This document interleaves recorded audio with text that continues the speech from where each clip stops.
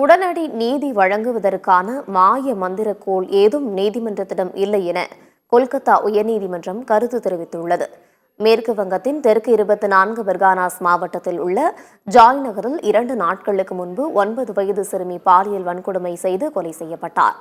இந்த கொடூர சம்பவத்தில் 19 வயது இளைஞர் கைது செய்யப்பட்டார். சிறுமி கொலையை தொடர்ந்து காவலர்களுக்கும் கிராம மக்களுக்கும் இடையே மோதல் ஏற்பட்டு வன்முறையாக வெடித்தது. இது தொடர்பான வழக்கை விசாரித்த கொல்கத்தா உயர்நீதிமன்ற நீதிபதி திரிதங்கர் கோஷ், தாங்கள் குற்றவாளி என கருதுபவர்களுக்கு உடனடியாக தண்டனை வழங்கப்பட வேண்டும் என்று மக்கள் எதிர்பார்க்கின்றனர். இது உச்சநீதிமன்றமும் உயர்நீதிமன்றங்களும் சந்திக்கும் பெரிய பிரச்சினை என்று தெரிவித்தார்.